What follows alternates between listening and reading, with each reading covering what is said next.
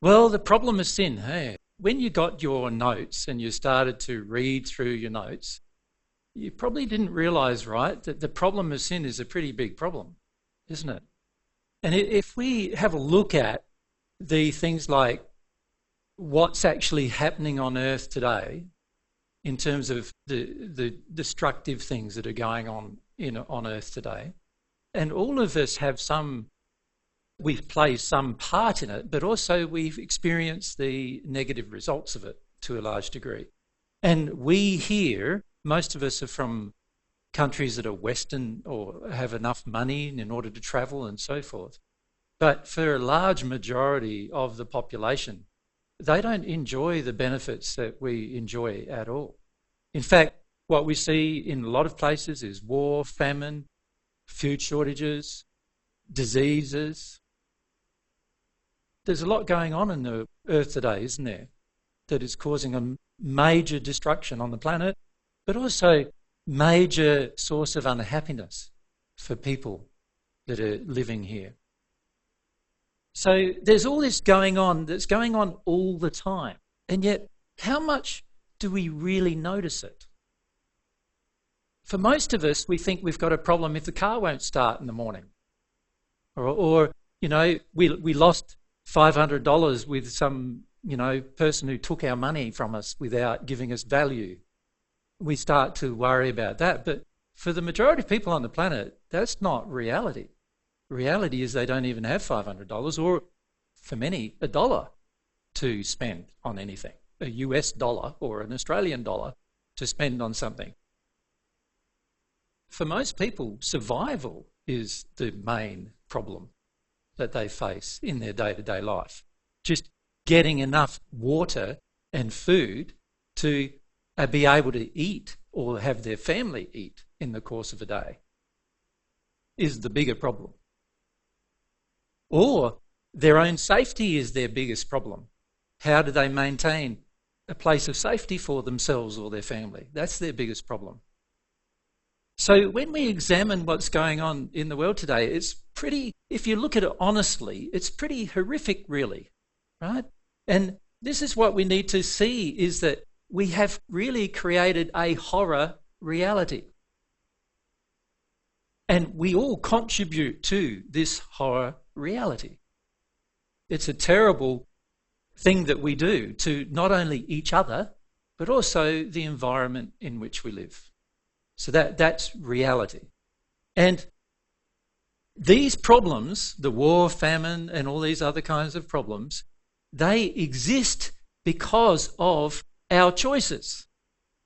Whether it's our individual choice or a collective choice, they exist. These are problems that exist. Now, if we are going to be sincere about things, we need to at least face that that's the truth. That what we've got on the planet today is the result of the choices of each of us, as well as the choices that we make collectively. We need to see that as a reality. But for most of us, if you think about it, we completely ignore it, don't we, in our day-to-day lives? It's like we've got a different set of glasses on. It's almost like, I don't know how I'm going to go during some glasses, but here we go. Some sunnies for you. Right? But these particular glasses are special ones. What they do is, firstly, anything we don't want to see, they block those out for us. Right? So anything we don't want to see on a day-to-day basis, we get to not see them. Anything we really want to see, even if it's not there, they show it to us. This is what happens. And this is all based on basically our emotions, isn't it? That's what we're doing. We're selectively seeing the world around us. So in reality, we are living in a fantasy. For most of us, aren't we? And most of us think that it's reality. That's the disturbing thing.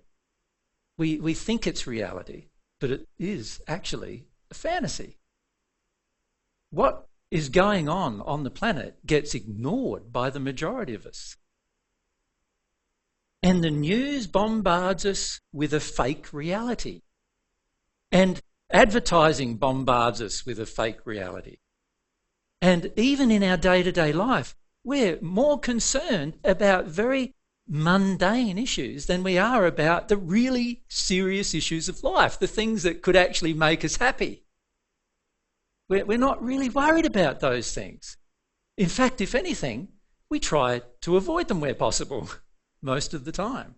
So we're really going around with this sort of virtual reality. We've really got these sort of glasses on, if you like, that are very selective in terms of what we see and therefore what we feel.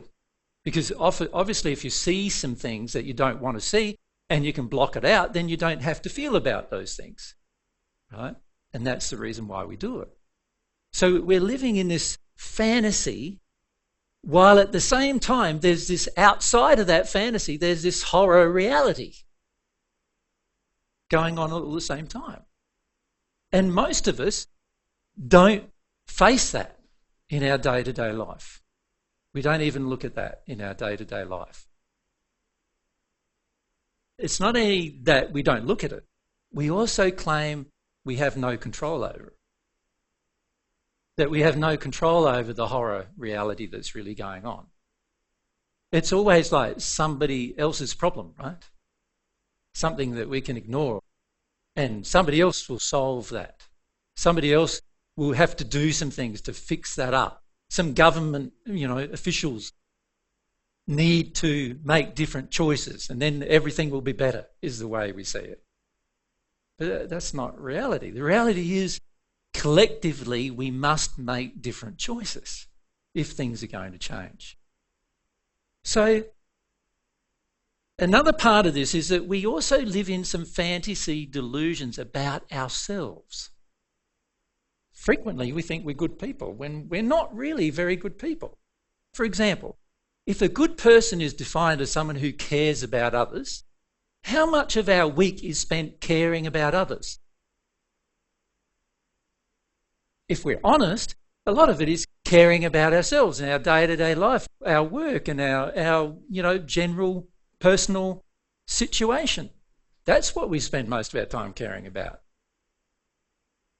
On one hand, we define caring about others makes us a good person, but in our day-to-day life, the proof is in our actions, we barely demonstrate that care in any single day, unless there's some hook in it or some kind of monetary or other kind of reward for doing it.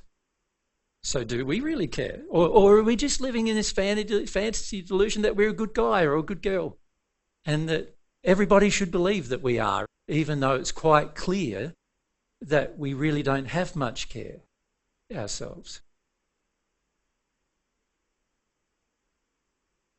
The problem is that we're really living this as our real life. It's how we see ourselves, and it's also how we see the world around us that is flawed when it comes to the reality that we're really facing on the planet. Now, for most of us, we don't even want to reflect upon that. Even just talking about it makes us feel depressed, doesn't it? Like me just saying that in this opening part of this presentation makes you feel depressed. And you go, oh no, the next 6 days isn't going to be just depression after depression after depression, is it? Like, it's not going to be this, like, what am I going to do about the world situation? The reality is that each of us can do something, but we choose, generally, not to. And most of the time we do it because we try to avoid how we feel about it. We feel ineffectual, unable to make things change on a large scale. But you can see, can't you, that if every single person did what they could, then things would change on a large scale. But because most of us are doing it as little as we can, things are not going to change on a large scale. You can't expect one person to come along and save the world like this. You can't expect that because it is our collective creation to change a collective creation requires collective effort. It makes sense, doesn't it? So each person on the earth at the moment is mostly motivated by selfish desires and passions. That's what mostly motivates us. But that could be different. We could make that different. How do we do that? How do we make change in reality is the real question. Now, what we've got to see initially is this next thing. That the more and more that we engage addictions, as we talk about here, the more affluent the society, usually the more addictions they have. If you compare the living requirements of a person in the United States, for example, and compare that with any person in the third world, a person in the United States generally takes up at least 10 times, and sometimes a lot more, resources of the earth on a day-to-day basis than a person living in a third world country would. And it's no different for us here in Australia. We live in a very affluent society. And so, therefore, we have the same usage of the world's resources. The more the society and individuals expect addictions to be met, the more affluent the society becomes, the more they expect that.